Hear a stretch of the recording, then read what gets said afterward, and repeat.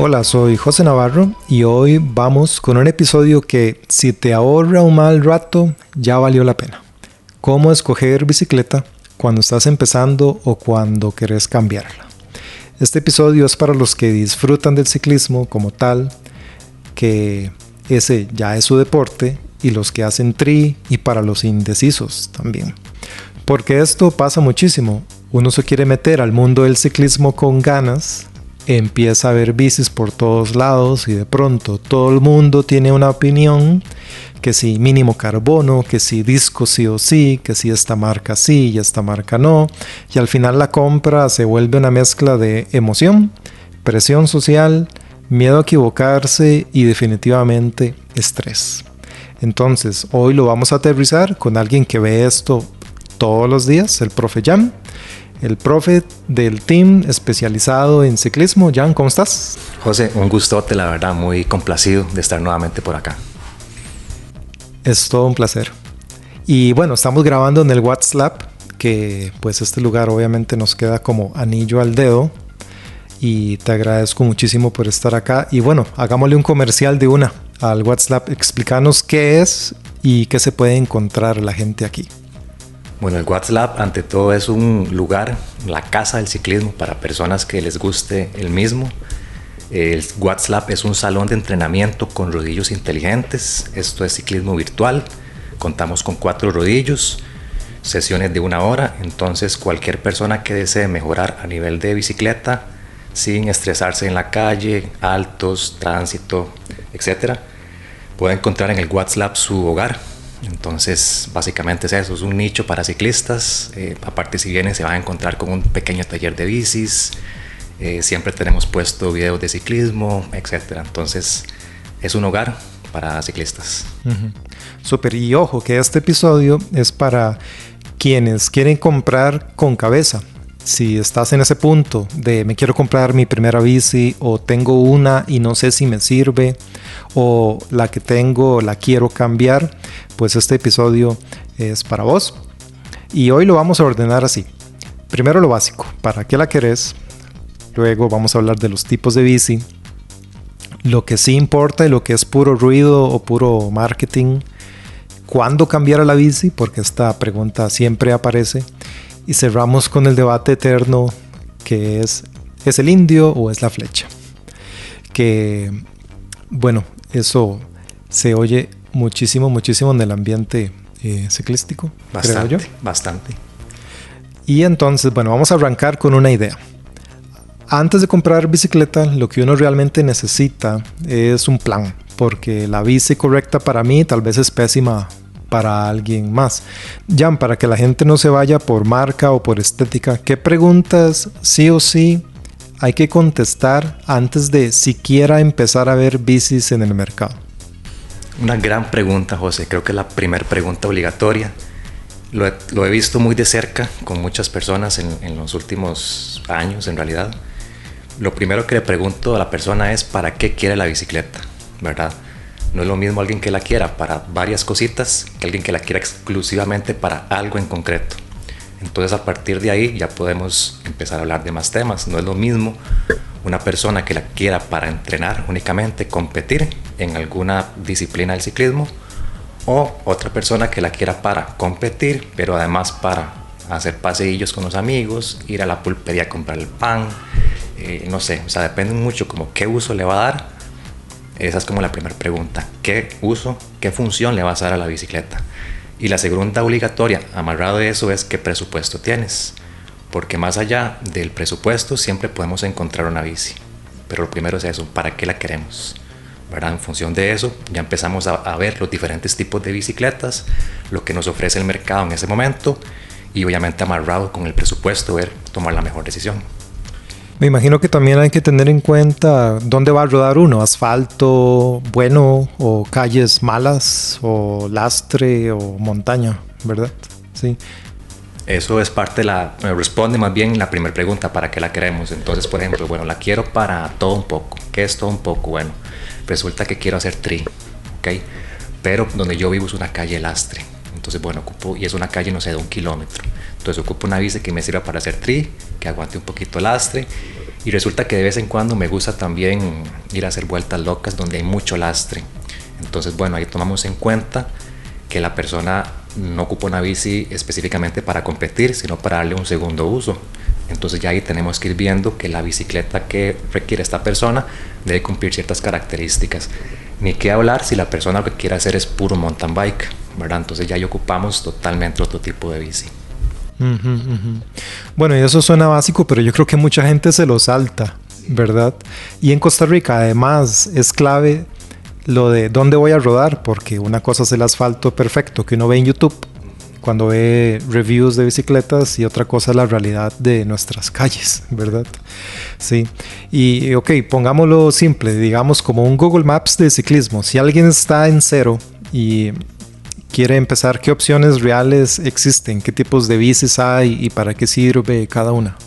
Bueno, la bici es un mundo enorme de posibilidades, pero para ponerlo así en blanco y negro, en plata blanca, como dicen, podemos encontrar bicicletas de ruta, bicicletas pensadas para calle bonita, velocidad, aerodinamismo, se prestan para competencias de triatlón, propiamente de ciclismo, los grandes fondos. Por otro lado, otro gran mundo que son las bicicletas de montaña, diseñadas para otro tipo de condiciones, calles más feas, atravesar ríos. De hecho, si vemos la construcción de la bicicleta, el marco es más grueso, las llantas son súper gruesas, toda la posición de la bici está diseñada para que sea cómoda para subir montañas, atravesar ríos, etc. Las bicis, viéndonos al otro caso, las bicis de ruta, diseñadas un poquito más para viajes largos, sobre calle bonita o lo más cercano a una calle bonita. Entonces van como dos líneas. Luego también tenemos algunos híbridos, por decirlo así, como las bicis de gravel, que son como una mezcla entre mountain bike y ruta, ¿verdad? Podríamos decir hacia grandes rasgos que son una bici de ruta con ciertas variaciones en sus geometrías y principalmente en sus ruedas un poquito más amplias. Luego después de ahí, si hiláramos un poquito más fino, podríamos encontrarnos bicicletas de triatlón, ¿verdad? Tal vez de larga distancia, esas que tienen la manivela diferente, las famosas aerobarras. Podemos encontrarnos también bicicletas urbanas, o sea, bicicletas que tal vez no tienen cambios, tienen tal vez una sola marcha. Ahí podríamos catalogar tal vez las famosas bananas, ¿verdad? Muy comunes en las playas o en las costeras, que son bicis que no tienen frenos, que la forma de frenar es como dejar de pedalear o, por decirlo así, dar pedal para atrás. Entonces sí, pero digamos así, si nos focalizamos en la mayoría de personas que buscan bicicleta, casi que siempre el dilema es: me compro una de ruta, me compro una de montaña, a grandes rasgos. Sí, yo lo veo así. Ruta es como decir, quiero velocidad en asfalto. La montañera es, quiero meterme al monte de allá, dentro, de verdad. Y gravel me suena como a, quiero libertad. Como que no limita tanto y permite tiene esa versatilidad. Correcto. No le llega a la comodidad de una bici de montaña, pero sí te permite hacer muchos caminos off-road ahí por fuera, ¿verdad? Que calle fea, de pronto algún río si no es muy feo. No tiene suspensión esa bici, es como la principal diferencia con la de montaña, que no tenemos esa amortiguación en la parte del frente. Entonces es un hecho que no tendremos la misma comodidad que si lleváramos una bici especialmente con amortiguadores, pero igual te puede funcionar. Ok, bueno, entonces aquí acabamos de abarcar el primer filtro, que es el entorno. Si tu ruta típica tiene baches, lastre o una mezcla, quizás la respuesta no es la más racing, digamos. Sí, ¿verdad? En realidad. Sí. Bueno, ahora viene la parte donde la gente, creo yo, se confunde, porque empezás a escuchar grupo Shimano versus SRAM, carbono versus aluminio, aero, ruedas, etc. Jan, si vos tuvieras que decir, deja de pensar en eso y enfócate en esto otro, ¿cuáles son las cosas principales?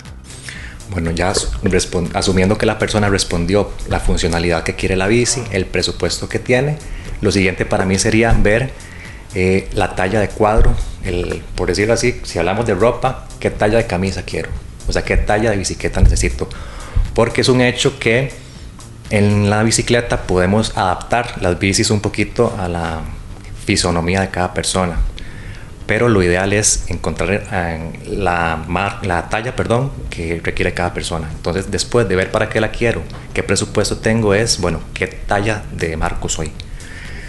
Y con respecto a lo que preguntaste un poquito de Shimano, SRAM, ruedas de carbono, bla, bla, bla, todo eso son componentes que se le van a pegar, por decirlo así, al marco. Y son más fáciles de cambiar eventualmente, o incluso con el mismo fabricante, pedir como que se la cambien antes de comprarla. Tiene sus bemoles, pero se puede negociar. Entonces la siguiente pregunta para mí sería buscar la talla del cuadro que me corresponda, ¿verdad? Básicamente. Y eso es muy importante notarlo, José, porque no todas las bicicletas vienen en la misma categoría de tallas. Puede ser que unas vengan en S, M, por decirte así. Otras vendrán en números 48, 50, 52, etc. Entonces, dependiendo de la marca del fabricante, así va a venir su cuadro de tallas. ¿Eso de qué depende? Un poquito de la estatura de la persona, de la longitud de las extremidades. Entonces, tal vez a la hora de hacer la compra, sí es importante asesorarse de que el marco que compremos, bueno, la bici, pero su marco, sea exactamente el de nuestra talla, porque si no, desde ahí ya partimos mal. Vamos a partir con una bici que nos va a quedar muy grande o muy pequeña, y eso no es lo más óptimo. ¿Por qué? Porque a la larga nos va a generar lesiones, nos va a generar un desgaste prematuro en muchos sentidos. Entonces lo ideal es eso, ver qué talla es la suya y comprarla. ¿Y qué tal este tema de relación de cambios? Ok, el tema de los cambios es otro gran tema. Las bicicletas, cuando uno la compra, ya vienen configuradas de cierta forma. Entonces ahí es donde entra todo lo que mencionaste ahora, que Shimano, SRAM. Para hablar un poquito de eso, Shimano, SRAM son marcas, ¿verdad? Como si hablamos de Puma, Adidas, ¿verdad? Son diferentes marcas en el mundo del ciclismo. Si ando componentes Shimano, es importante que todo sea Shimano, porque si empiezo a mezclar, por ahí pueden venir luego ligeros desajustes que me van a perjudicar en mi ciclismo.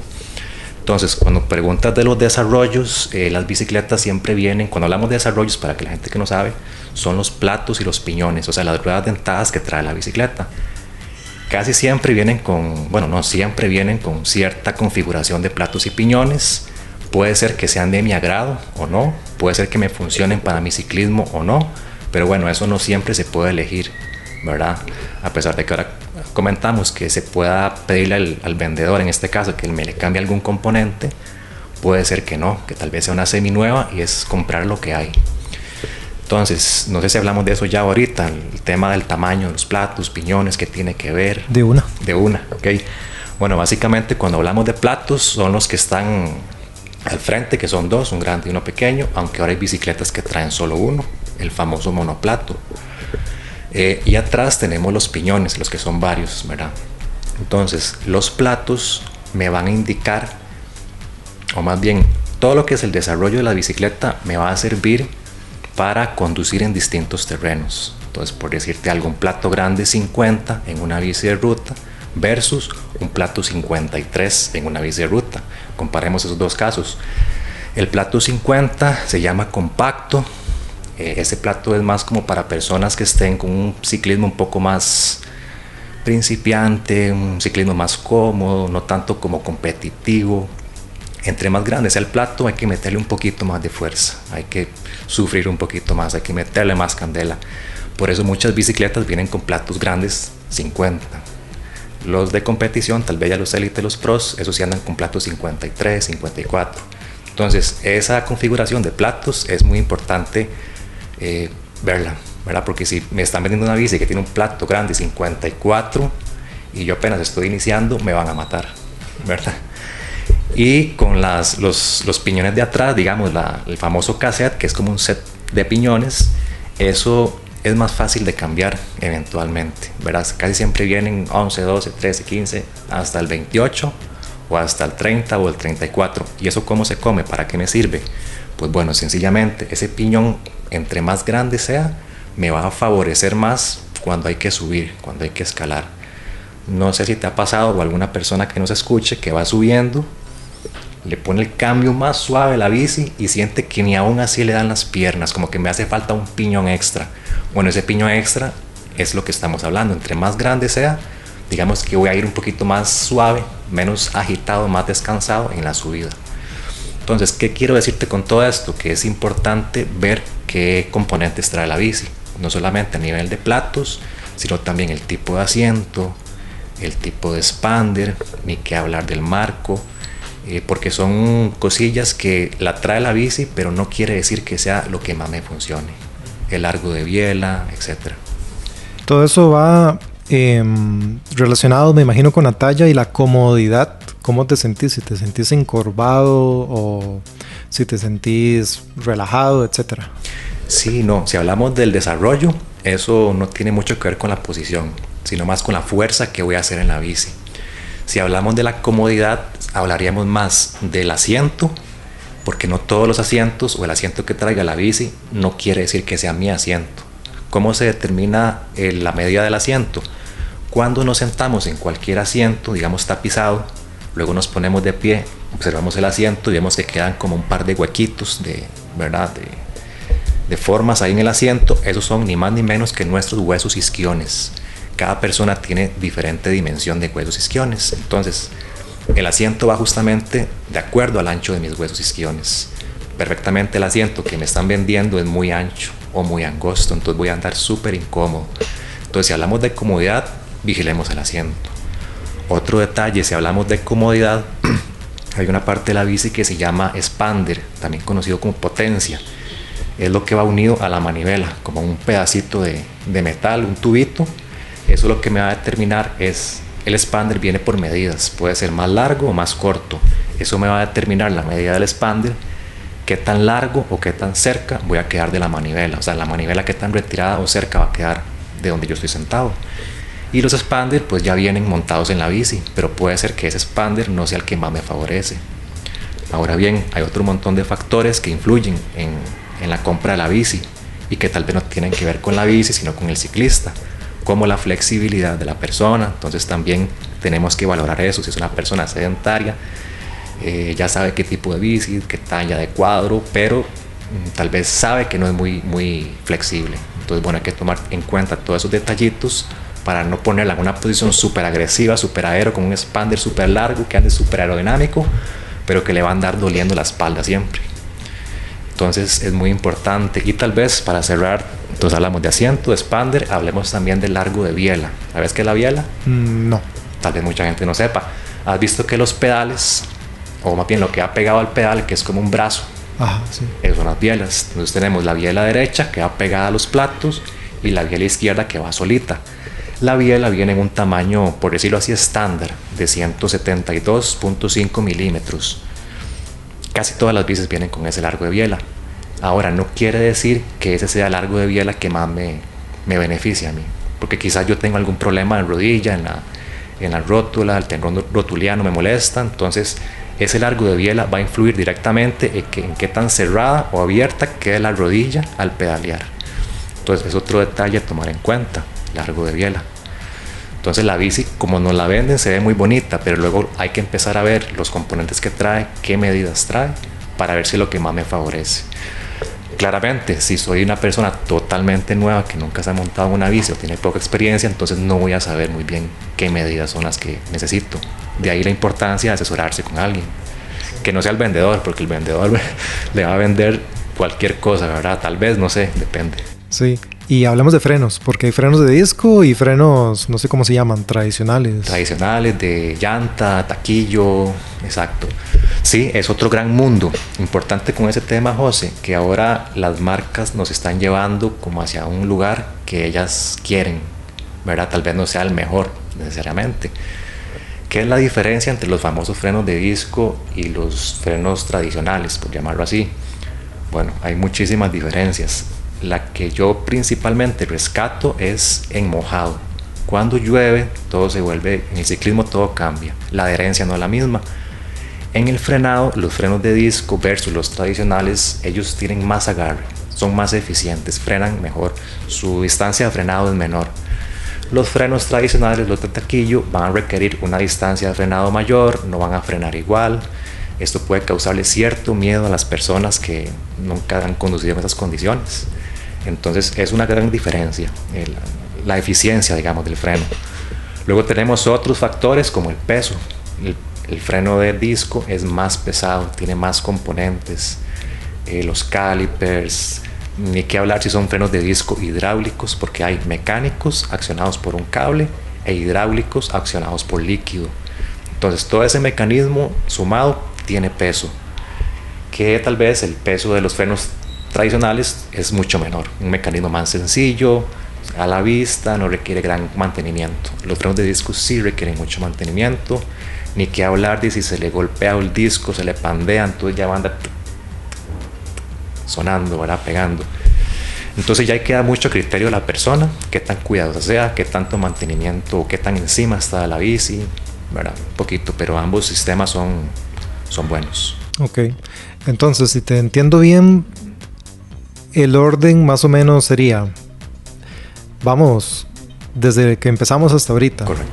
Definir el entorno y el propósito, y luego poner la atención a el cuerpo primero, la experiencia que uno quiere y la ficha técnica, creo que va casi que al final. Sí, la ficha técnica de la bici. Sí. Pues sí, en realidad. Bueno, y el presupuesto, muy importante. El presupuesto. Porque para mí el presupuesto es muy importante porque casi siempre le digo a la gente, con cualquier presupuesto que usted tenga, algo le conseguimos. Si no es nuevo, seminuevo. Más que todo en estos momentos donde hay mucha bicicleta disponible, entonces de fijo algo se puede conseguir. Sí, y es que una bici espectacular, pero que te queda mal, no es espectacular, es un problema bien caro. Bastante, una compra impulsiva tal vez, sí, es un problemón. Sí, es que una bici increíble que te queda mal no es una bici increíble, es un dolor de cabeza. Es una fábrica de lesiones potencial. Correcto. Sí, porque una bici así finísima que no está adaptada para uno es como andar zapatos caros que te sacan ampollas, ¿verdad? Sí, la prioridad es el encaje, y sin eso cualquier mejora a esa bici que no está adaptada para uno se vuelve un costo. Un costo que debería estar contemplado desde el principio. Si vos compras una bici, la idea es que no tengas que invertirle más porque ya viene lo más configurada para vos, ¿verdad? Y devolviéndonos un momentito a la talla, ¿cuál es el error más común que comete la gente con el asunto de la talla? Puede ser pecar con una talla que no es la adecuada. Entonces tal vez a veces vieron una bici que les gustó mucho, impecable, toda componentes, poco uso, pero quizás el cuadro es muy grande. Entonces no es que no se pueda usar, sino que hay que empezar a poner un expander más corto, porque si el que traes le va a quedar largo. Tal vez el asiento que trae también no es, porque la persona en general, dueña anterior, en caso que sea seminueva, tal vez era un poquito más grande, entonces por ende el asiento que traía es más grande. Y en general tienen que empezar a personalizar cosas sobre la compra que ya hicieron. Entonces creo que lo principal que veo sí es eso, que compran una bici muy grande. Pocas veces he visto personas que compren bici más bien más pequeña que lo que ocupan. Y no sé, tal vez es algo muy personal, pero a mí en general sí me gusta un poquito. Si tengo que tirar a una bici un poquito más grande, un poquito más pequeña, me gusta un poco más pequeña. ¿Y cómo sé yo que es la talla mía? A mí como se me ocurre es, me monto una bici, pero veo si me puedo poner de pie con los dos pies firmes sobre la tierra. ¿Esa es una prueba o nada que ver cómo se escoge la talla? No creo que sea muy científico. No. Bueno, yo creo que lo primero sería ver la talla adecuada, el cuadro de tallas de la marca. Entonces, qué sé yo, me gusta esta bici BMC, un chuzo. Entonces me voy al cuadro de tallas de BMC, donde dice que esta bici, que es talla 52, equivale a una SM. Y va para una estatura entre 1,68 y 1,72, por decirte un ejemplo así, ¿verdad? Bateado. Entonces sí, lo primero sería irme al cuadro de tallas del fabricante propiamente, porque ellos tienen esos datos, ya que con la estatura se puede saber. Ahora bien, la estatura es un indicador, pero tampoco es como la pomada, por decirlo así. Lo que cuenta en realidad es la altura de la entrepierna. Todos tenemos tal vez dimensiones de tronco distintas, las extremidades también, y qué decir las piernas. Entonces, ya ahí si queremos así como irnos a lo que corresponde, sería un análisis biomecánico, que nos hagan todas las mediciones para saber efectivamente qué cuadro sería el que nos corresponde. Pero por mi experiencia, usando el cuadro de tallas de la marca, no la podemos jugar bien. Ok.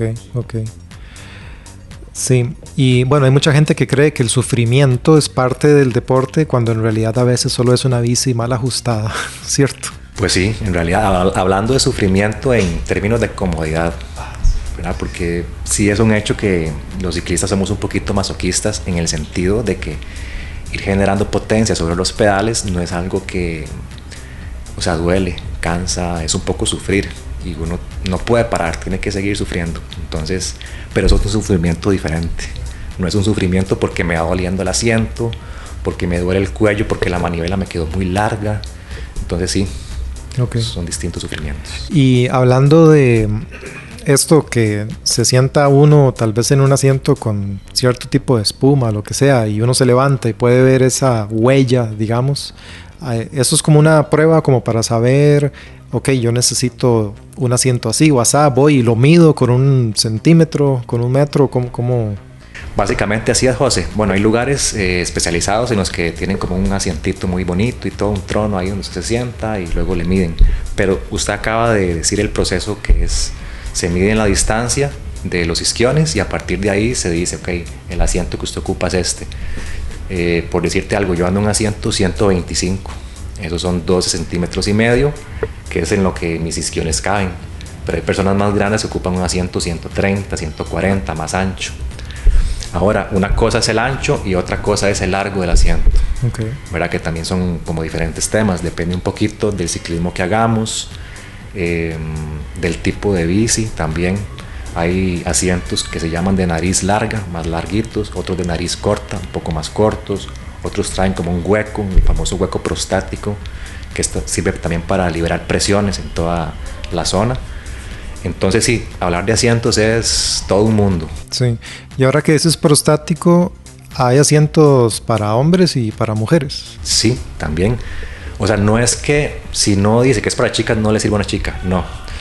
Lo que pasa es que ahora las marcas han estado desarrollando mucho más nichos específicos de ciclismo y nos encontramos con marcas, se me viene ahorita a la mente, creo que es Trek, que tiene la línea Live, creo que era Trek. O Giant, bueno, tiene una línea específica para chicas en marcos, en geometría de bicicletas, también en asientos, geometría.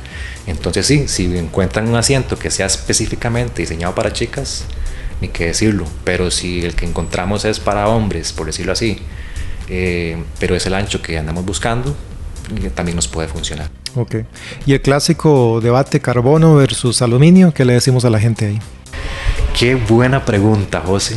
Bueno, ¿qué te puedo decir? Yo siento que he tenido la experiencia de tener bicis de aluminio, de carbono.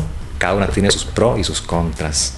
Ahorita estoy en un punto en el cual yo personalmente valoro más la funcionalidad que la estética.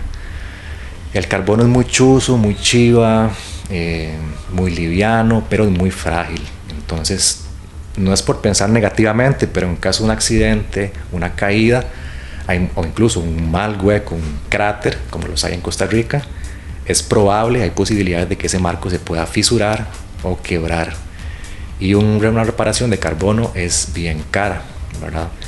¿Qué pasa con el aluminio? El aluminio no se va a quebrar, lo que va a hacer es que se va a doblar, a doblar. Entonces, depende un poquito de la persona. Ahí es puramente elección personal. Si me dicen, no, que es que el aluminio es más pesado que el carbono, vieras que no. Aquí mismo en el WhatsApp tenemos bicicletas de aluminio que son más livianas que varias de carbono.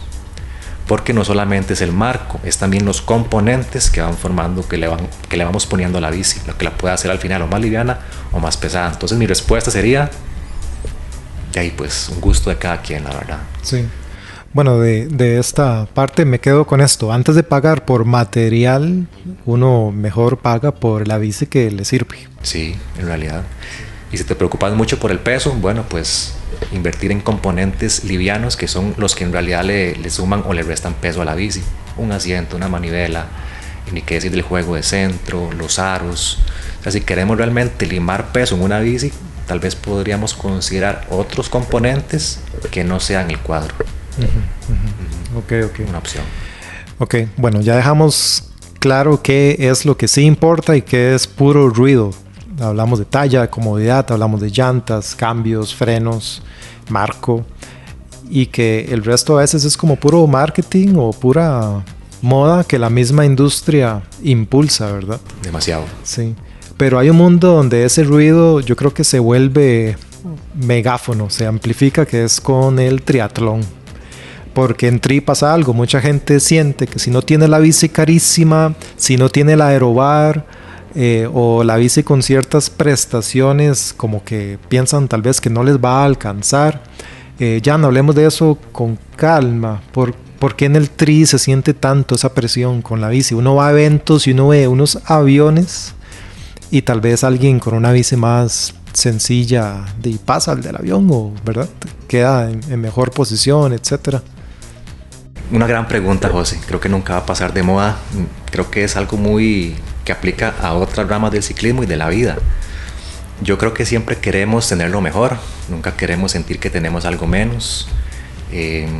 Pero en ciclismo, como se dice, la carretera pone a cada quien en su sitio, que era un poquito lo que hablamos al principio, si es el indio o es la flecha.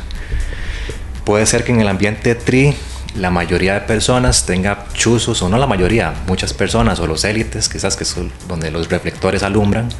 Esas personas que tal vez son patrocinadas o tal vez no, siempre andan con sus buenas marcas, o incluso las marcas se arriman a ellos para patrocinarlos. Entonces creo que es mucho un tema de marketing, de mercadeo, que nos han metido en la mente, que ocupamos cierta bici, cierto material, de cierto precio, con ciertos componentes para rendir, para darlo todo, que si no tenemos ese seteo, pues no la vamos a dar. Y en realidad, para mí, nada más alejado de la realidad. Lo que me gusta mucho del ciclismo es que hace amigos, y realmente aquí, al menos aquí, bueno, y la gente que conozco, nunca han sido personas clasistas. Así que lo bonito de la bici es eso, que podemos rodar con personas que tengan diferentes tipos de bici, si es de montaña, si es de ruta, si es de triatlón, si es una cabra, una bici de tri, una contrarreloj. La bici se presta para eso, para rodar, hacer amigos, y una vez que ya vamos rodando, realmente la sensación no es tan diferente entre rodar en una u otra. Mira, la sensación es esa libertad, el viento en la cara, disfrutar. Para eso no se ocupa una marca, para eso se ocupa nada más disfrutar la bici. Sí, es que eso es bastante común, porque el tri tiene un componente aspiracional muy fuerte. La gente ve fotos y ve carreras y ves bicis increíbles. Y además, como son 3 deportes, la gente, tal vez, pienso yo, siente que todo tiene que ser así top o perfecto. Entonces se confunde el orden, creen que el equipo va primero, cuando en realidad el que va primero, o el que debería ir primero, es el proceso para poder aprovechar más adelante ese equipo. Y hablando de más adelante, ya ahorita en unos minutos tocaremos el tema de en qué momento la cambio, ¿verdad? Bueno, y sí, tal cual. Además, el tri pues conlleva cierto costo. Yo creo que puede ser tan caro o tan económico, pues como uno quiera, o como la bolsa como se lo pueda permitir, tal vez. Sí, sí. Entonces, a veces la cabeza se va por ahí. Si tuvieras que decirle una frase a alguien que está, digamos que, entre comillas, obsesionado por la bici y millones, ¿qué le dirías? Qué buena pregunta, José. De ahí, no sé, depende mucho de la persona, porque hay personas que tal vez eso los haga feliz, tener un chuzo de bici, aunque tal vez su rendimiento no sea el óptimo, pero simplemente tener su bici ahí de carbono como un dios adorándolo, la haga feliz. Entonces tal vez volvemos a la pregunta inicial que yo le pregunto a todas las personas que vienen buscando bici: ¿para qué quiere la bici? Entonces, si esa persona me dice, bueno, yo la quiero para lo que sea, y está cumpliendo el objetivo, aunque tal vez no vaya como en esta lógica que estamos hablando de invertir más en sí mismo, yo le diría, está bien. O sea, si eso te hace feliz, ¿quién soy yo para criticarte? Pero efectivamente voy más con el criterio de que si queremos limar, por ejemplo, peso, es preferible bajar mis libras de más si es que estoy un poquito pasado de peso, y no bajarle peso a la bici, que es carísimo, porque en la bici todo va en función del peso. Por librarnos de 200, 300 gramos, perfectamente podemos duplicar el presupuesto. O sea, es ridículo, porque tanto sirve un freno básico de taquillo como un freno 105 Ultegra, que es como la tope de línea, o Dura Ace. O sea, igual funcionan los dos, la diferencia son 200 gramos y 100,000 colones. ¿Verdad? Entonces por ahí va el asunto. Sí, la intención no es apagarle la ilusión a nadie, es nada más como poner las prioridades en orden. Sí, en realidad, bueno, sí, es que no podría decirle yo que está mal lo que está haciendo, aunque tal vez sí, pero si es, insisto, si eso lo hace feliz a esa persona, bueno, él está en su camino y yo no soy nadie para decirle que está mal. Luego está el tema aero. Creo que es lo mismo que aerobar o las aerobarras. Bueno, con aero podemos referirnos a aerodinámico, marcos aerodinámicos pensados en cortar más el viento. O con aero también podemos referirnos a aerobarras, ¿verdad? Que las aerobarras son como unos soportes que se colocan sobre la manivela, traen almohadillas, nos varía la posición de las manos y la idea de las aerobarras es colocar al ciclista en una posición muy agresiva para únicamente centrarse en ser óptimo con el viento y rodar rápido. Es como la función de las aerobarras. Y si hablamos de marcos o bicicletas aerodinámicas, hablamos que todo el concepto de la bici está pensado para que sea súper aerodinámico. Entonces vemos marcos con formas como más alargadas, que corten mejor el viento, unas geometrías muy agresivas. Los tubos no son redondos, sino como te digo, ya son un poquito más como una gota de agua. Entonces sí depende, puede ser aerobarras o aerodinámica, ¿verdad? Sí, esto del aero, yo lo tenía entendido que era como lo de las aerobarras, ¿verdad? Que tiene pues obviamente un componente de postura y sostenibilidad en el tiempo.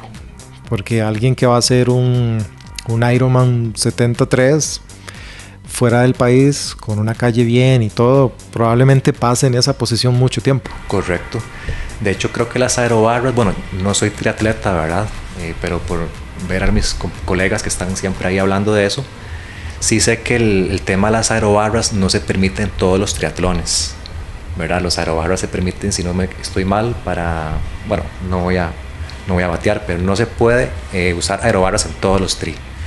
Sí es muy usado en los triatlones de larga distancia, media o larga, porque efectivamente son 90 kilómetros, 180 kilómetros que vas a ir la mayoría del territorio de plano y ocupas ir lo más óptimo posible, rindiendo lo más posible tu energía, siendo muy eficiente. Entonces, con esta posición está demostrado, ¿verdad? Y si te diera una bici para probarla, José, lo sentirías. El simple hecho de variar la posición del tronco y por ende todo el resto del cuerpo, la cadera, eso te cambia totalmente la posición, te cambia la forma de pedalear un poco, la sensación. Increíblemente, solo por ese cambio vas más rápido. O sea, solo por hacer ese cambio en la orientación de tu cuerpo, como que se aprovecha más la potencia de la pedalada. Y esa es la idea, que se pueda pues rodar un poco más rápido con una posición más óptima. Entonces, antes de empezar en eso, uno tiene que ser bastante consistente, o sea, montar con regularidad, que la bici te quede bien, que sea de tu geometría o de tus medidas personalizadas, digamos, ¿verdad? Correcto. Y estar acostumbrado o acostumbrarse a la posición y aguantar. O sea, saber que uno, si le pone el accesorio, es para darle pues bastante rato. Muchas horas, sí, efectivamente, requiere un tiempo de adaptación. Como te decía antes, también hay que trabajar mucho la flexibilidad, obviamente todo lo que es la fuerza, sí o sí, en cualquier caso. Pero sí, no es como que monto aerobarras y ya me voy a andar. Hay que trabajar mucho esa posición, entrenarla son muchas horas, porque no es una postura natural, es más bien bastante antinatural. Pero entrenándola se puede optimizar mucho y hasta resultar muy cómoda. Ok. Y entonces, aquí es donde entra el WhatsApp. La gente puede venir aquí, quien decida tener ese accesorio en su bici, puede ensayar y entrenarlo. 100%. De hecho, tenemos varios atletas, ciclistas, triatletas, que vienen aquí a entrenar específicamente horas asiento, horas aerobarras. Entonces están ahí una hora en postura aero, simulando mucho condiciones reales de la competencia. Entonces sí, entre otro montón de aplicaciones, si queremos entrenar ese aspecto, el rodillo, aquí el Watts, es un lugar perfecto para eso. Uh-huh. Y si alguien tiene presupuesto limitado y quiere rendir mejor en el tri, porque no es por nada que en un triatlón de los tres deportes, la bici es el más largo, ¿verdad? En distancia, ajá. En distancia. ¿En qué debería invertir esa persona primero? A nivel de bicicleta. Ajá. Con un presupuesto limitado, digamos. Buscando tal vez que menos peso en la bicicleta, o podríamos decir. Para mejorar su rendimiento en tri. Bueno, yo le diría primero que entrene mucho, que le meta muchas horas a la bici, que coma nutrición, pero si nos vamos ya específicamente a la bicicleta, le podría decir que de las mejores inversiones que se pueden hacer son los aros, unos buenos aros. ¿Qué son unos buenos aros? Bueno, primero que sean livianos, y si estamos hablando de triatlón, que son distancias largas con poca pendiente, podríamos hablar de aerodinámica, o sea, de aros o cintas con un perfil alto, ¿verdad? Porque la mayoría de bicicletas, las tradicionales, traen aros un estándar, normal, que son un perfil bajito. Cuando ya vemos aros que son altos, que se ven así súper elegantes, son aros pensados para velocidad. Estamos hablando con un aro aerodinámico, con un perfil altito, más de 50 ojalá. Cuando ya la bicicleta lleva cierta velocidad, hablemos de más de 30, 35, 40 kilómetros por hora, digamos que ya se mantiene más estable en esa velocidad, como que cuesta menos mantenerla rodando rápido por eso mismo, porque el aire está fluyendo mejor, está cortando mejor el viento y está logrando el objetivo del ciclista al final, que es mejorar su velocidad final. Entonces, para mí un punto importante de mejora sería invertir en unos buenos aros. Y ahora que pasamos a esa parte que está en contacto directo con el suelo, con el asfalto o con la superficie, digamos, háblame de cuando hay que escoger llantas, neumáticos. Están estas cintas que se meten por el asunto de las pinchaduras, y háblame de la presión bien manejada, la presión de la llanta. Tema súper importante, José, tan importante que cada vez que vamos a salir en bici tenemos que revisar sí o sí la presión de las ruedas, sí o sí cada vez que vamos a salir. ¿Por qué es tan importante? Porque de eso depende desaprovechar la energía o ser más eficiente en el ruedo, aumentar las probabilidades de pinchazos, digamos muy desinflados, o si está lloviendo, digamos muy hinchados, más bien aumentar las probabilidades de derrape. Entonces es un tema fundamental. Hablemos entonces, antes de las llantas, de esos accesorios que van por dentro de las llantas, digamos accesorios, pero por ejemplo los neumáticos. Hay neumáticos, los de toda la vida, de butilo, que es como un caucho ahí, ¿verdad? Que ahí tenemos en el Bike Spa un montón. Funcionan excelente. Luego también tenemos ahora unos más modernos que son como de una especie de silicón muy fino, me olvido el nombre, pero pesan como la 10ª parte que un neumático tradicional. Volvemos a lo mismo, en el ciclismo todo es peso. Entonces si sumamos tal vez 100 gramos atrás que nos ahorramos y 100 gramos adelante, son 200 gramos, que en otro componente puede representar 100.000 colones. Ahora, aparte de neumáticos, que eso ya va también por un tema de presupuesto. Ambos neumáticos te van a servir, tanto el tradicional como estos un poquito más modernitos, que son más delgaditos, más livianos. Luego tenemos las famosas bandas antipinchazo, que esas siempre las recomiendo, al menos para las personas que usan neumático, porque hay otros sistemas que no usan neumático que podemos hablar ahora. Si andamos el sistema tradicional de llanta y neumático, es muy importante que instalemos bandas antipinchazo, que es como una especie de lengua de un hule muy sólido que se coloca entre la llanta y el neumático. ¿Para qué? Para que si algo atraviesa la llanta, un vidrio, un clavo, quede atrapada en la banda y no llegue el neumático y no nos estallemos. Entonces para mí es un tip que siempre recomiendo. No cuesta casi nada instalarlas, comprarlas y nos libra de un pinchazo fijo. Neumáticos, bandas antipinchazo. Hablemos de llantas. Es interesante porque una llanta de bicicleta, hablemos de ruta, que es lo que estamos conversando ahorita, aunque también en montaña aplica, puede ser que una llanta de bici sea igual o más cara que una llanta de carro. No sé por qué, tal vez la tecnología, etcétera, pero bueno, son muy caras. Claramente hay también llantas más económicas, más accesibles al bolsillo, que también nos van a servir, pero tal vez no van a tener como toda la tecnología, los materiales que tienen las llantas más costosas. Eso creo que va un poco en función del presupuesto de cada uno. Yo he rodado con las dos, con llantas un poquito más caras. De hecho, así a modo de anécdota, hace algunos años cuando estaba empezando en el ciclismo, que tal vez me hubiera caído muy bien un episodio como este, andaba yo buscando las mejores llantas de ruta, mi bici de aluminio, ¿verdad? No sé qué. Y me recomendaron en el ciclo, madre, vea, estas llantas aquí, Kenda Constrictor, son las tope de línea, las usan los pro, te sirven en carretera mojada, no sé qué. Y yo, deme dos. Me costaron como 40,000 colones las dos, 20 cada una. Bueno, un mes después, José, ya se estaba desprendiendo parte de la cubierta de la llanta. O sea, se desprendía el caucho. Tan fatal. Entonces, ¿a qué voy con esto? Que el hecho de que esa cara no quiere decir que sea demasiado buena. No sé si esas llantas en concreto tenían algún defecto de fábrica o qué, pero bueno, al final nunca me solucionaron. Luego he usado llantas baratas, llantas de 3,000, 5,000 colones cada una, que las he gastado hasta que ya se le ven los alambres, los hilos. Entonces me han funcionado. Entonces creo que en tema de llantas va mucho por gusto de cada persona, presupuesto, pero mi mensaje tal vez es ese. El hecho de que sea una llanta barata no quiere decir que sea mala, ¿verdad? Mucho depende también por qué lugares ruede yo.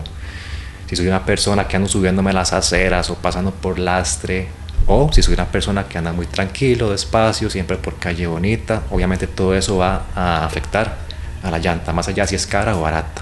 Entonces tal vez va un poquito por la conducción que tenga la persona. ¿Qué más nos queda por ahí? Bueno, no sé si quieres que comente rápidamente los otros sistemas que hay. Sí, eso te iba a preguntar, los que no usan neumático. Hay otro sistema llamado tubeless, ¿verdad? Que eso básicamente es la llanta tradicional. Bueno, no es tradicional, lleva como un detallito en el borde, de tal forma, bueno, en lo que consiste ese sistema es que no lleva neumático. Es como la llanta, el aro y nada más.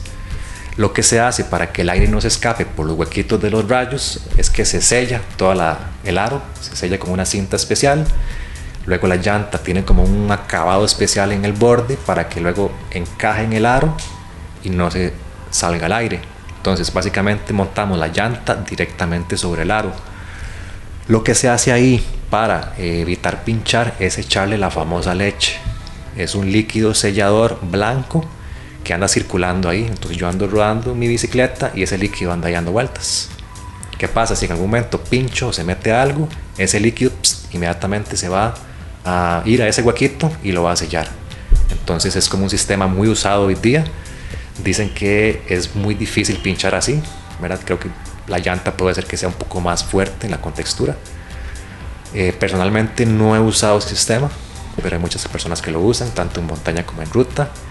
Hay que tener sus cuidados porque, por ejemplo, si tengo la bici detenida mucho tiempo, esa leche se va a secar.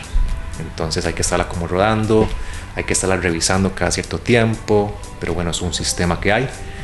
Y el otro que existe o que conozco es el famoso tubular, que es, por decirlo así, José, un chorizo cerrado completamente, y dentro de ese chorizo viene adentro el neumático y exteriormente lo que veo es como la llanta, y eso va pegado al aro con cemento.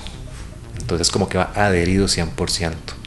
Entonces en teoría eso es lo que usan, bueno, en teoría no, eso es lo que más usan los profesionales, porque en teoría pincha menos. No tengo la experiencia de haberlo usado, pero sí que sé que es un sistema que se usa todavía, y tal vez sí requiere un poco más de proceso, ¿verdad? Que pegar el cemento, esperar que seque, luego montar la llanta, etcétera. Pero sí, lo más tradicional, que es el neumático y la llanta, ese no falla. Y si alguien tiene un sistema tradicional, no así con estas características, si quiere hacer el cambio, tiene que cambiar todo. O solamente una porción, digamos. Una parte. Sí. Hablemos de un cambio muy común, y es pasar de sistema tradicional de neumático y llanta a uno tubular. Entonces, uno tubeless. ¿Qué es lo que se hace? Se sellan los rayos del aro para que no se escape el aire. Se compra una llanta adecuada, especial para tubeless, y hay que ver también si la cinta, o sea, si el aro, ese bordecito, si es, porque también se ocupa un aro especial. Entonces sí, tal vez habría que ver si ese aro me funciona o no me funciona para el sistema. Okay. Y con el otro sistema creo que sí se ocupan aros especiales para pegar el cemento al tubular. Sí. Bueno, entonces, de todo lo que hemos hablado, no es gastar más, es gastar mejor. Sí, exactamente. Saber invertir. Sí, exactamente. Exactamente. Bueno, y ahora, regla simple para saber si ya toca un upgrade o incluso para pensar en una bici completamente nueva, ¿cuál sería? Bueno, justamente acabo de pasar por ese proceso. Creo que va mucho, bueno, cada persona es un mundo. Creo que todas las razones son válidas. Puede ser simplemente que ya me aburrí de esa bici, ya no me gusta, ya no la disfruto. Puede ser que ya le haya metido muchos kilómetros, que ya esté golpeada, raspada, que se le esté despegando la pintura. A veces de tanto sudar, el sudor va corrompiendo la pintura, entonces ya la bici se empieza a ver vieja. Si es de metal, se puede empezar a derrumbrar. Entonces llega un punto, quizás por mucho uso, en el que las personas se pregunten, bueno, ya la veo muy fea, pobrecita. O la pinto, la arreglo un poquito o la vendo. Entonces creo que podría ser un buen argumento para cambiar de bici cuando ya tiene mucho uso. Puede ser que haya personas que lo piensen diferente, simplemente sale una nueva bicicleta, el nuevo boom del mercado, tienen las posibilidades económicas para hacerlo y dicen, bueno, quiero cambiar de bici. Tal vez habrá otras que tengan como filosofía cambiar de bici cada año, no sé. Ahí creo que cada persona es un mundo. Yo me inclinaría a recomendar cambiar la bici cuando ya tienen mucho uso. Al menos en mi caso, cuando ya yo vendo una bici es porque ya le saqué el jugo que tenía que sacarle. Y me gustaría tal vez adquirir una bicicleta con menos kilometraje para meterle kilometraje, ¿verdad? Pero sí creo que ahí cada persona puede tener un motivo distinto para cambiar de bici. Bueno, puede ser que alguno tuviera de un principio una bici que no fuera la de su talla, entonces tal vez luego escucha este podcast y dice, ah, mira, tal vez esa bici no es la mía, voy a cambiarla. Entonces también es un argumento válido adquirir una bici que realmente vaya con las proporciones de cada persona. Sí, definitivamente. Ahora quisiera hablar un poquito de presupuesto. No tanto de dinero, sino cómo usarlo. Porque la bici no viene sola. No, correcto. ¿Verdad? Correcto. Cuando uno habla de plata, uno dice, bueno, yo tengo tanto presupuesto para esta bici. Y se le olvida que, de nuevo, no es solo la bici. Viene con ella el gasto del casco, las luces se aplican, el kit básico de mantenimiento, pedales, clips, etcétera, ¿verdad? Y yo creo que eso es clave porque si uno se gasta todo en la bici, ¿verdad? Después anda sin casco o sin casco decente o sin repuestos y uno ahí no, pues no está pensando con la cabeza. ¿Qué tenés que decir al respecto? Pues es una excelente pregunta. Sinceramente, todas las preguntas han estado de 10. Como que ya sabía qué preguntar usted. De ahí, José, eso es demasiado cierto porque no se toma en cuenta. Es como la bici y ya. Pero ¿qué pasa cuando ya tenemos la bici? Lo primero es un casco. Primero. Y bueno, en cascos podemos hablar un montón de temas, pero que se compren un casco, lo que sea, pero que anden algo en la cabeza, porque cuando nos caigamos, que eventualmente, desafortunadamente en algún momento nos caeremos y lo primero que vamos a pegar son las manos y la cabeza. Entonces es importante tener un buen casco. ¿Qué más hay que pensar? Bueno, no todas las bicicletas vienen con pedales, ¿verdad? Porque ese es otro tema, va por marcas. Que si pedal de montaña, que si pedal de ruta, que una marca, que la otra. Entonces muchas bicis vienen sin pedales. Entonces hay que pensar en pedales, lo cual nos lleva también a pensar en zapatos. Y los zapatos también llevan otra parte llamada chapa o cala, que es como eso que se le pone con tornillos y es lo que va a anclarnos al pedal con un sistema ahí especial. Entonces ya llevamos varias cosas: casco, chapas, pedales, zapatos. Obviamente hay que pedalear cómodamente con una buena licra, un buen culot, un buen jersey, ¿verdad? Entonces ya llevamos varias cositas. Ni qué decir si hablamos de gafas, lentes, que es importante mencionarlo, José. Los lentes en ciclismo no es un lujo, es una necesidad. ¿Por qué? Porque si vamos conduciendo a cierta velocidad y se nos mete una abeja, una mariposa, lo que sea, es un proyectil en realidad. Entonces es muy importante proteger nuestra vista. Obviamente guantes también, que voy a lo mismo. Los guantes no son un lujo, son necesidad, son protección. Nada más feo que meterse en la palma de la mano una piedra o rasparse en la calle o lo que sea, una mínima herida, en las manos se siente 24 horas al día. Entonces hay que pensar en todo el equipamiento que conlleva. Aparte de eso, tenemos que pensar en la parte de repuestos o el kit de mecánico que hay que andar, porque esa es otra. Estamos muy guapos, ya todo casco, equipamiento, indumentaria, la bici, y nos estallamos. Y la bici no traía nada, o sea, era la bici. Entonces tenemos que pensar también en un bolsito para andar las herramientas que eventualmente vamos a ocupar en una avería. Hablemos de inflador o alguna bomba automática, hablemos de neumático, hablemos de parches, hablemos de una herramienta, una multiherramienta, hablemos de paletas, que son como los palitos que se usan, las herramientas que se usan para zafar la llanta. Entonces ya hablamos por ahí de 4 o 5 herramientas que tenemos sí o sí que andar en cualquiera que sea la bicicleta que andemos.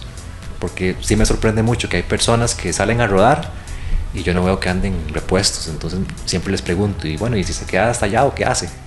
Dice, ay, mira, no lo había pensado. De ahí no, llamo a un Uber, llamo a fulano que me venga a traer. Y yo, de ahí no, o sea, tenemos que ser responsables, ciclistas completos, y saber, no solamente tener, sino saber cómo reparar esas averías.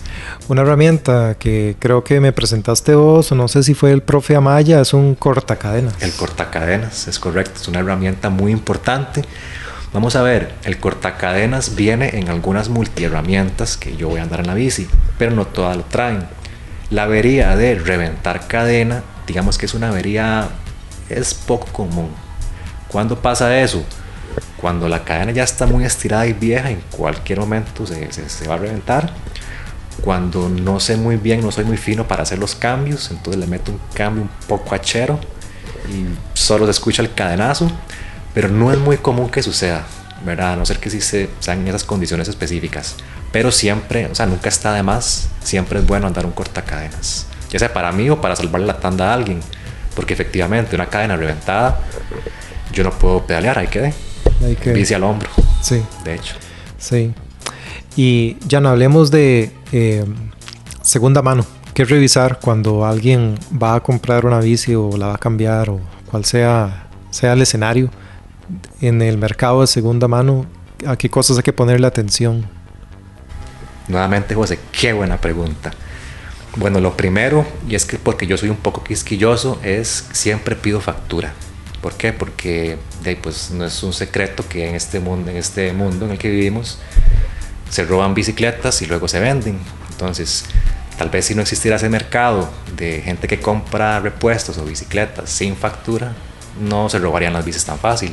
Entonces yo siempre pido la factura de compra para verificar que la bici pues tiene como su récord limpio, ¿verdad? Y no solo por eso, sino porque en un eventual encuentro con la ley, digamos algún retén o algo, cualquier situación, perfectamente a uno le pueden pedir la factura que demuestre que esa bici es de uno, que no es robada, o tal vez que no sea de uno, por lo menos que no es robada, que la respalda un papel. Las bicicletas traen un número de marco, como los carros traen un número de motor, etc. Entonces es muy importante esa parte legal para mí a la hora de conseguir una bici seminueva, que esté respaldado por algún papel, ¿verdad? Después de ahí, ¿qué otras cosillas revisaría? Revisaría, por ejemplo, así a grosso modo, vería cómo están los dientes de los piñones y de los platos. Si están muy picudos, quiere decir que está muy gastado y que en cualquier momento hay que cambiar platos, porque ya ha tenido mucho uso, mucho desgaste. Entonces ver la forma de los dientes, que sea nuevo, casi nuevo, que tenga poco desgaste. A veces es muy fácil porque incluso todavía tienen pintura, ellos vienen como pintados de negro algunos. Entonces, por ejemplo, un plato que venga pintado de negro y en la parte de los dientes todavía esté negrito, quiere decir que no se ha despintado casi el metal, todavía tiene mucha carne, mucha vida. Entonces es una primer seña de desgaste, ver cómo están esos dientes, qué están afilados o no. Luego otra seña sería la cadena. Bueno, tal vez la cadena sea un poco más difícil de medir, si está estirada o no, a no ser que tengamos una herramientita especial para medirla. Otro detalle que me fijaría sería en los roles. Tal vez sea un poquito complejo de explicar, pero los roles, bueno, creo que todo el mundo sabe que es un rol, ¿verdad? La bicicleta lleva roles en la parte de la dirección, ahí cerca de la manivela, y también en el eje de pedalier, donde van ahí agarrados los pedales, como en ese centro. Entonces, ¿qué es lo que se hace ahí? Si es en el eje de pedalier, yo agarro el plato y lo muevo, así para ver si tiene como un juego. Si hay como un jueguito ahí, quiere decir que los roles ya están malos, ¿verdad? Eso no tiene que tener ningún juego. Eso se visualiza cuando yo voy pedaleando, ¿verdad? Yo voy montado sobre la bici, pedaleo y veo que el plato como que se mueve, oscila de un lado a otro, ¿verdad? No va totalmente girando sin moverse, ¿verdad? Entonces, verificar el tema roles, tanto los del eje de pedalier como los de la dirección. ¿Cómo me doy cuenta en la dirección? Freno la bici adelante y trato como de moverla, de sentir si hay alguna especie de juego ahí como en la horquilla. Tal vez es un poco complejo explicar a la gente que nos escucha solamente, pero grábense esto, revisar roles. Obviamente el estado general de ella, cómo se ve a nivel de pintura, cómo se ve a nivel de raspones. Ciertos raspones en ciertos lados le dan a uno indicaciones como de que la persona tuvo una caída. Entonces, cosillas que siempre se raspan, las manillas, ¿verdad? Aquí donde llevo las manos, las agujas, o sea, cerca de las ruedas, como lo que primero toca el piso cuando uno se cae. Entonces yo busco siempre como indicadores de que hubo caída. Ni qué decir del marco doblado o eso, ¿verdad? Que eso pues hay que simplemente observar que la bici a grandes rasgos se vea bien. ¿Y hay fisuras que no se ven? Sí, claro que sí. De hecho hay un buen toque ahí, qué buena pregunta. Podemos agarrar una moneda, digamos si es al menos carbono, que fue donde vi el experimento. Empezamos con una moneda como a tocar ahí por el carbono, y si en algún punto suena diferente que el resto de marco, es muy probable que haya una fisura o algo en el marco que está tapando la pintura. O una reparación, tal vez no. No sé si reparación podría ser, o sea, no he tenido ningún caso cerca para verificarlo, pero eso es muy importante. Si vamos a comprar mercado de seminuevos, asegurarnos, porque hay compañías o personas que sí dan como esa garantía. Por ejemplo, no nos están pagando, pero para poner un nombre concreto, la gente de Bike Outlet y la de Ciclo Boutique, ellos reciben bicicletas como parte de pago para llevarse una bici nueva, pero ellos las escanean. Entonces al menos ahí nos aseguramos de que esa bici esté, digamos, sin fisuras, y aparte de eso que la escanean te dan garantía. Entonces la idea sería meterle candela un mes que dura la garantía para verificar que ese marco no esté quebrado. Y antes de que se me olvide, un detalle importante, una muestra de desgaste de una bici, hablemos de frenos de llanta o de taquillo, es revisar la pista de frenado, es decir, donde los frenos hacen contacto con la llanta. Esa partecita, ese metal, hay que verificar que no tenga como una grada. Si tiene como una gradita, quiere decir que ya se ha frenado tanto que ya el metal en cualquier momento se puede dañar. Y si hablamos de frenos de disco, también tocar el disco, pasarle la uñita, el dedo, y sentir si hay alguna grada que me quiera decir que ya se ha frenado tanto que ya el metal está desgastado. Ok. Bueno, y ahora pasando a otro tema, hay gente que dura años con una bici que ya no le sirve y no sabe por qué se siente trabado, y hay gente que a los meses duda y dice, ¿será que la tengo que cambiar? Ya habíamos tocado un poquito en eso, pero ¿cuándo es el momento o cuándo tiene sentido más bien cambiarla? Yo diría cuando tal vez, bueno, ya tal vez hablamos un poco de eso, pero cuando yo siento que ya le saqué mucho el jugo a la bici, que ya la usé mucho, le metí muchos kilómetros y tal vez no la veo tan bonita, no me motiva tanto, porque en la bicicleta hay un gran componente motivacional, o al menos me pasa. No es lo mismo ver una bici que uno lo motive a una que más bien lo deprima. Entonces, si ya uno internamente siente que ya le saqué el jugo a esta bici, que ya la usé lo que tenía que usarla, o que tal vez me está gustando más otro tipo de bici, otro color, otra marca, o simplemente quiero probar, ya es un buen momento. Ni qué hablar si ya tiene mucho desgaste. A veces, vamos a ver, no es que esté promoviendo yo que vendamos las cosas malas, nada que ver, porque yo no quiero que me vendan algo malo, me pongo en esa posición también, pero es un hecho que tenemos que ir midiendo los tiempos de vida de cada componente. Entonces, por ejemplo, si yo soy una persona que, no sé, entreno 10, 15 horas por semana bicicleta, a los 6 meses, al año, a los 2, ya esa bicicleta va a tener mucho desgaste, muchos kilómetros. Entonces, si yo sé que le meto ese volumen de trabajo, sé que ya ciertos componentes están a media vida y que en cierto tiempo sí o sí me va a tocar cambiar transmisión o cambiar aros o cintas o cualquier cosa que se gaste, ahí creo que es muy válido pensar lo siguiente: bueno, o voy ahorrando para cambiar la transmisión, que es un gasto grande, o la voy vendiendo así como está, que todavía le queda media vida, para que alguien más la aproveche. Porque es un hecho, José, que no todas las personas usan la bicicleta o le meten la misma cantidad de horas que otras. Entonces tal vez en mi caso yo estoy de hecho por deshacerme de una bicicleta que ya tiene muchos kilómetros, pero todavía le queda cierto tiempo, cierta vida útil. No está como tan fea, pero ya está empezando como a descascararse un poquito la capa que lleva como el carbono, la última, la del brillo, ya como que se está descascarando. Entonces ya son señas de que la bici ya está empezando como a poner más feilla. Entonces bueno, yo llegué a un punto en el que dije, no, ya quiero venderla. Todavía le quedan muchos kilómetros, pero ya quiero andar algo tal vez un poquito diferente. Entonces invitaría a las personas a que analicen eso. Si saben que ya sus componentes van a caducar en cierto tiempo, bueno, pues que la vendan a un buen precio y que alguien la siga aprovechando más, y que se compren algo que les vaya a rendir pues toda su vida útil, porque todo en la bici tiene su vida útil. Sí, ¿verdad? Sí. Y al final todo es plata. Sí, de hecho, yo creo que tal vez un punto que podemos incluir ahí es que si los repuestos que necesita son un hueco en la bolsa. Ajá, exactamente. Sí. Exactamente. Y con las bicis pasa algo, esto es una pregunta. Las bicis entre más viejas, ¿cuesta más conseguirle repuestos y más caros son? ¿O más bien al contrario, si son más viejitas son más económicas? Bueno, hay que ver específicamente qué bicicleta, pero si nos vamos al extremo de lo viejo, las bicicletas, hablemos igual en el tema de ruta, las bicis clásicas, aquellas que conocemos de hierro, que los cambios venían en el marco, aquí en unas paletitas, y no venían en la manivela. Esas bicis clásicas es un hecho que cuesta más conseguir repuestos hoy día, pero se consiguen todavía, ¿verdad? Creo que las marcas ya no están como fabricando, porque es lo que quedó en la calle, lo que hay.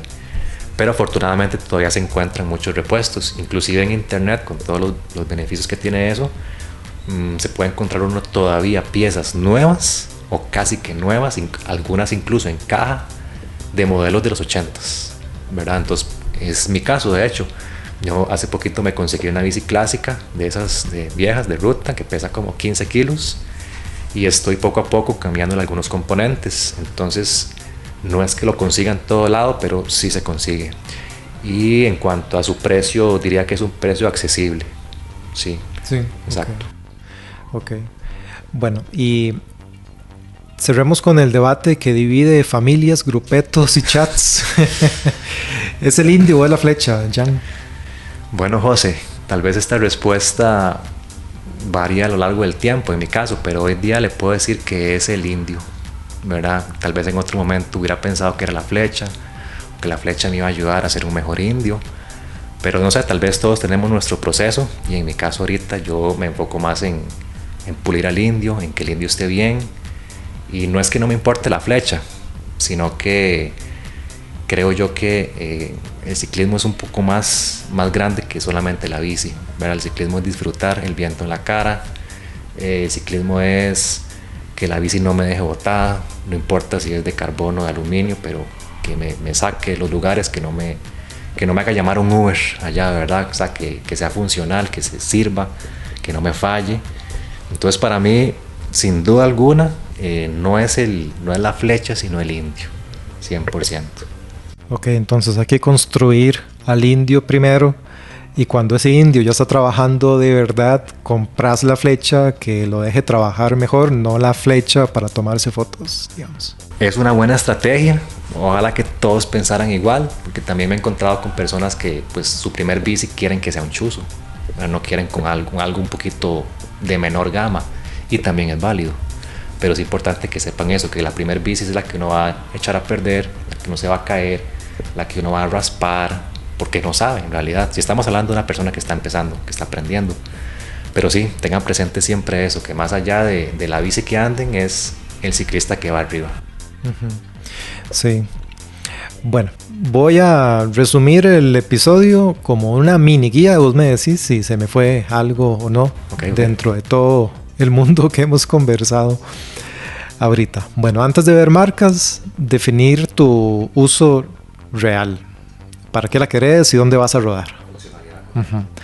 Número 2, escoge el tipo de bici según tu entorno.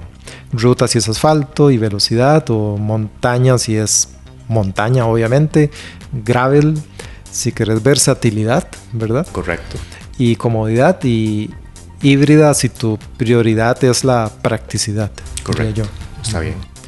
Y lo que se importa más que el bling bling es la talla, el fit, digamos. El fit, el bike fit, sí. Ajá. La comodidad, llantas, cambios adecuados para tus subidas, frenos, asiento. Exacto. Ese tipo de cosas que son más técnicas. Más técnicas, sí.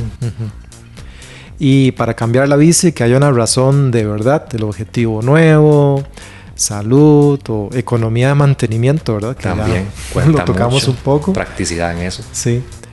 O un salto de rendimiento pues ya justificado, ¿verdad? Cuando alguien ya tiene cierta regularidad, ya desarrolla cierto wattaje. Correcto. Y pues la bici en ese punto, desde ese punto de vista se le queda corta, digamos. Sí, va a potenciar más esa bicicleta a un ciclista con más watts. Sí. Y el debate final lo dejo así: la mayoría del progreso viene del indio, pero una flecha correcta le permite progresar más, mejor y sin lesionarse. Y lo va a motivar, te fijo. Sí, obviamente. Sí, mejor dicho, imposible, José. Bueno, a la audiencia que nos escucha, si te gustó este episodio, te propongo algo. Mandáselo a ese compa que está a punto de comprar bici y tiene 15 pestañas abiertas en el explorador, en el navegador, antes de que se mande. Jan, de nuevo, gracias por habernos acompañado.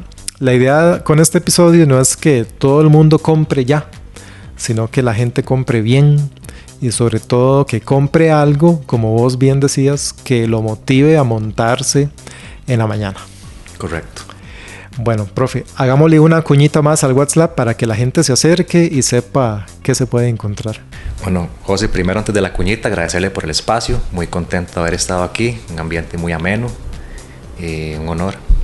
Y luego el WhatsApp, repetirles a las personas que nos puedan escuchar que es la casa de todos los ciclistas. Si quieren mejorar, si quieren estar en un ambiente que se sienta, que se respire ciclismo, cordialmente invitados. Siempre trabajamos aspectos diferentes: cadencia, potencia, umbrales, etcétera. La misma posición que hablábamos ahora. Estamos ubicados aquí en San Francisco de Heredia, lunes a viernes de 5 de la mañana a 7 de la noche, previa reservación. Y para aquellos que nos escuchan y digan que nos escucharon en, valga la redundancia, en este episodio, les vamos a dar una clase de cortesía, José. Nada más que nos digan que nos escucharon aquí en Páramo Deportivo. Muy bien, muy bien. Y antes ya de cerrar, ¿algún tema, alguna cosita que tal vez se nos haya quedado por fuera, que valga la pena mencionar desde el punto de vista técnico o económico o de salud o mental, no sé? Tal vez ahora algo que mencioné ligeramente no desarrollamos mucho y es fundamental para todas las personas que van a comprar su primera bici, saber eso, que debo sentirme motivado, sí o sí, por supuesto. La bici tiene un gran componente mental, por eso nos gusta tanto, pero fundamentalmente es saber que esa primer bici va a ser la que vamos a, por decirlo así, echar a perder. Se nos va a caer, vamos a caer, no se va a raspar.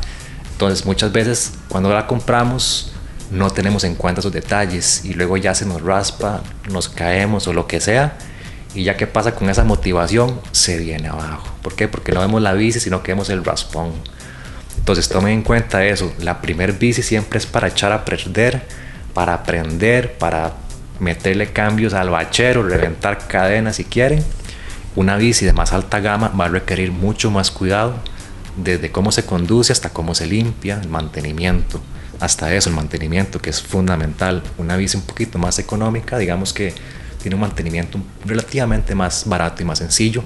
Una bici de alta gama, con cables ocultos, etcétera, toda esa parafernalia, muy lindo, muy estético, pero un poquito más caro el mantenimiento, una avería en la calle más difícil de solucionar. Entonces, bueno, sopesar un poquito todos los temas y lo que más les dicte el corazón. Muy bien. Bueno, Jan, muchísimas gracias de nuevo. Y pues nos escuchamos en el próximo episodio de Páramo Deportivo. Y acordate, en este deporte la mejor bici es la que te saca a rodar con ganas.